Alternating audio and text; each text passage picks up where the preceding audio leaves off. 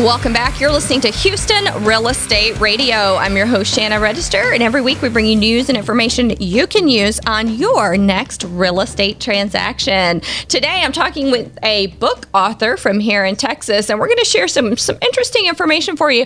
If you've ever thought about investing in properties, I think this is a good show for you to hear. Some interesting information coming to you from Mitch Stephen. He is a writer, but he's also an investor, and he's a self-taught real estate entrepreneur, and he's purchased well over 1,000 homes in and about his hometown area of San Antonio. So he's Skyping in with us today from San Antonio. He specializes in owner financing properties now to individuals who really don't have that option of doing traditional lending. There are a lot of people finding themselves in that situation these days when they're trying to buy properties that don't fit what the lender wants as far as appraisal purposes as well. So he delivers a message, kind of an expert on keeping it simple, and that's what I liked about his book, My Life in 1,000 Houses, 200 Ways to Find Bargain Properties. This is the one that I just read, and it was a really interesting book, but he's published several. So thanks for Skyping in today. Welcome to the show, Mitch. Thank you so much. I'm glad to be here. So this was an interesting book. I know you've written several others, and you said the title of one of the other ones was Falling Forward. I like that because, every time we stumble, you can't stay down. You just got to keep moving forward. I love that. It was even worse than that. It was failing forward to financial freedom. So I failed my way to get here. No doubt about it. As a lot of investors do, because you got to make a lot of mistakes before you learn how it all works. Yep. It's all how you look at it. Yep. All right. So let's talk about the book. I thought it was interesting. You talk about properties that no one else wants, the dog properties, and here in our area in Houston, I see a lot of those signs out, we buy ugly houses and, we'll pay you for any house, those kinds of signs. And you talk about those types of houses in your book and what investors can do with them. And in light of recent events here in Houston, we had a lot of people, not a lot, but, some people who owned houses that just got flooded. And if they didn't have flood insurance and they owned that house outright, they're kind of stuck. What advice would you give to those owners and people who want to buy investment properties?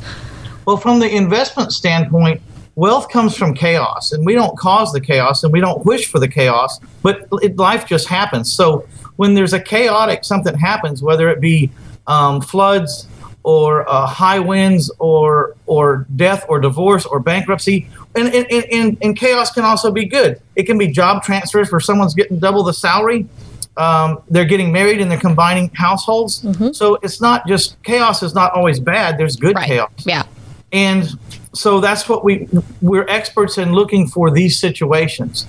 And not only looking for those situations, but layering them, like sifting them through. For instance, is the property behind on taxes? And is the owner out of state? And is the owner vacant? And has the water meter been pulled? Now my chances go up and up and up as to whether I'm going to be able to make a deal with this person. Mm-hmm. Because they have a harder and harder time selling it to a traditional buyer.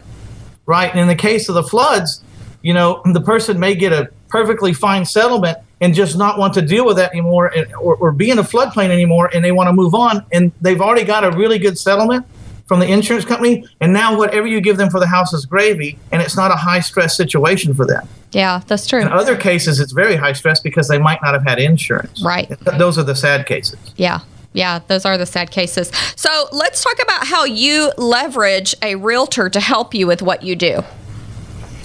Well, one of the things is that I couldn't live off of one realtor any more than you could live off of one client. A realtor could live off of one client.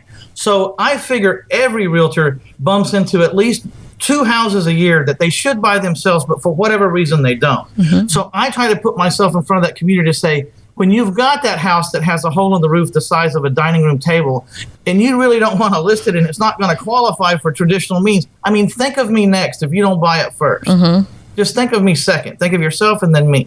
You talk about offering bonuses to agents as well. Is that something that you do very often?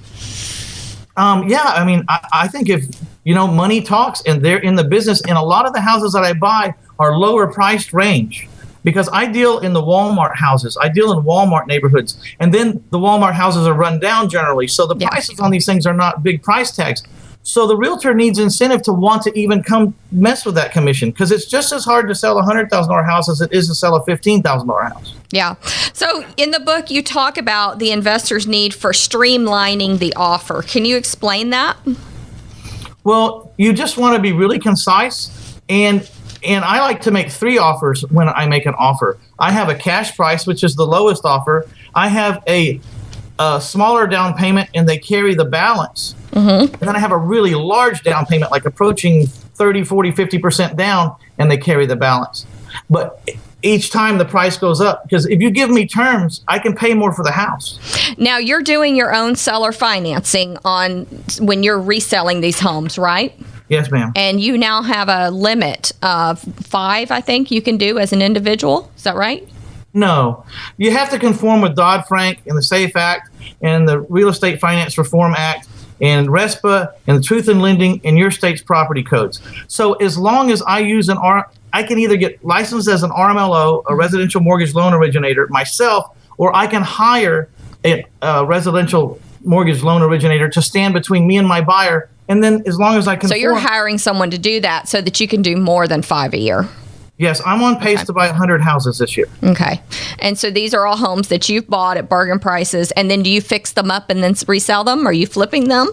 Well, the greatest strategy on the planet is buy it, don't fix it, owner finance it to someone for a profit, and watch them go over budget on the rehab instead of me. Because you always go over budget on the rehab. If they say they're not going over budget, they're not telling the truth. That's true. That's true. So, but here's the magic of it. There are people and blue-collar workers that are in the trades that know how to fix these houses, and I'm getting them in at a really low payment for sometimes shorter amount of years, and they know how to fix these problems. They do it every day. Yeah. Yeah, and there are some people that works out really well for because they can do the work themselves, and they can even live there while they're doing it sometimes. And it just depends on the situation. It works out really well. And then there are other people who want to dabble in it, who don't know what they're doing, and they wind up spending a fortune on a house. Well, I'm a pro, and I go over budget all the time. It's mostly a discipline thing, because I think, man, it would really look good with granite countertops. I don't need to put them in, but they're not that much more expensive, and you keep doing that, it gets expensive. But here's the magic. When I buy a house, a burnout or something for $15,000, I owner finance it for $30,000 with $1,000 down, leave them their money so that they can have money for materials. Then they go in and fix up the house, and it becomes worth $69,000. They only owe me $30,000. This is a real easy note to sell. Yeah. Yeah.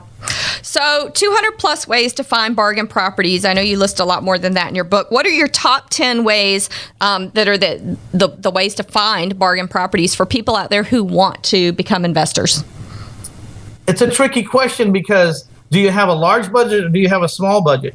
So the top way is to get out there and talk to people. Talk to attorneys, probate, real estate attorneys, divorce attorneys. Talk to the people that bump into these problems. Give them their card and make sure they know who you are. Send them an email like once every 3 weeks, or a text once reminders. Just to be the top aware of mindness, not to bug them. Don't beat them up. People hate people that email them every day. Yeah.